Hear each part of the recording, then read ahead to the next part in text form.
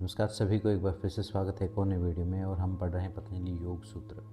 पतंजलि योग सूत्र में कल हमने जाना था कि एक ऐसी अवस्था होती है जहाँ शुद्धता होती है, प्रकाश होता है, स्थिरता होती है, जिसको हमने आध्यात्मिक प्रसाद कहा था। तो वो जो प्रसाद जो है वो क्या चीज़ होती है? वो होती है ऋतंभरा प्रज्ञा।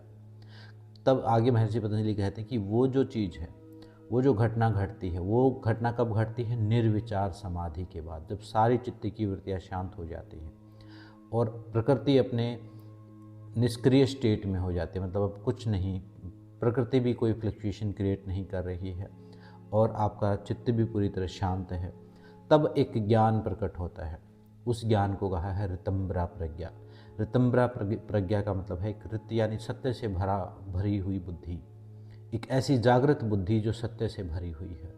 और ये ज्ञान जो है वो पुस्तकों में पढ़ा हुआ, शास्त्रों में पढ़ा हुआ ज्ञान नहीं है। ये ज्ञान जो है वो अपनी धारणाओं से, अपने बिलीफ से आया हुआ, अपने समाज से आया हुआ, या अपने बचपन में सीखा या संस्कारों से आया हुआ ज्ञान नहीं है। ये ज्ञान वो ज्ञान है जो सत्य के कारण प्रकट हुआ है, जो अपने असली स्वरूप को, कई बार हम ऐसा समझते हैं कि ज्ञान प्राप्त होना मतलब क्या? ज्ञान प्राप्त होना, जब किसी को हम बोलते हैं कि कोई एनलाइटेड हो गया, उसको ज्ञान प्राप्त हो गया, तो हमें लगता है कि उसको सारी पुस्तकों का ज्ञान प्राप्त हो गया या सारी लाइब्रेरी अब उसको याद हो गई। ऐसा नहीं है। उसको किस चीज़ का ज्ञान प्राप्त हुआ है? उससे स्वयं के होने का ज्ञान प्राप्त हुआ है। उससे अपने असली स्वरूप के दर्शन कर लिए उसने उसने अपनी रियल कॉन्शियसनेस के दर्शन कर लिए। अभी उस हमारे हम भी हमारी भी वही अवस्था है, लेकिन उसके ऊपर बहुत फ्लक्चुएशंस हैं, बहुत संस्कार हैं, बहुत धारणाएं हैं।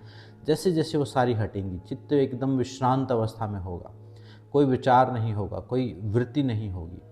उस अवस्था में, उस निर्विचार समाधि के बाद ऋतंभरा प्रज्ञा घटित होती है, यानी वो एनलाइटमेंट की स्टेट घटित होती है। वो ज्ञान प्राप्त होने की घटना जो है वो घटित होती है।